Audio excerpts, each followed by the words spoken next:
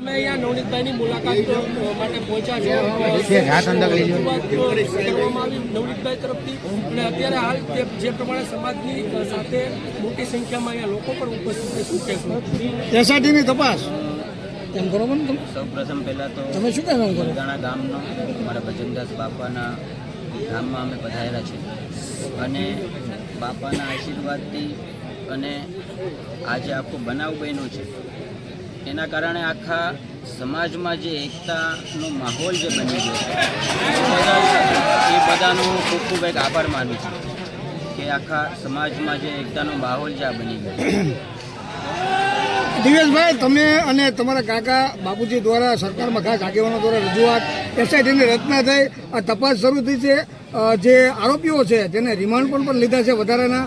આ તપાસને કઈ દિશામાં જોવો છો? કેટલી અપેક્ષા, આશા?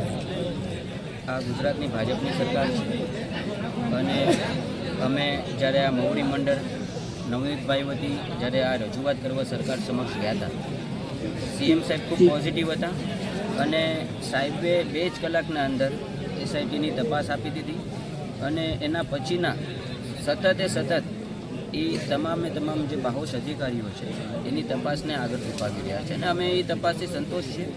આજે તો મૂળ એવું હતું કે પુરુષોત્તમભાઈની નાદુરસ્ત તબિયત અને એમની પોતાની એક એવી જીદ હતી કે મારે બગદાણા જવું છે નવનીતભાઈ પાસે, પણ આપ સૌ જાણો છો એમની તબિયતના હિસાબે એ નહોતા હાજર રહી શક્યા. એટલે એના પ્રતિનિધિ તરીકે મને આજે એમને મોકલાવ્યો છે. સમાજના તમામ આ આખા પંથકના અને બધા સમાજના સંગઠનોના બધા આગેવાનો અહીંયા હાજર છે. ઘોડી સેના છે, અખિલ ભારતીય ઘોડી સમાજ છે, માનદાતા છે, આ બધા સંગઠનોના પ્રમુખોય મારી સાથે અહીંયા હાજર રહ્યા છે.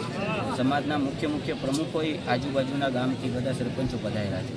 એટલે સમાજમાં જે આ એકતાનો માહોલ છે એ માહોલને હું બિરદાવું છું અને મને પૂરેપૂરો વિશ્વાસ એ બાબતે કે 100% અમે આખો આ સમાજ ભેગો થઈને મારા ભાઈને હું ન્યાય આપીશ.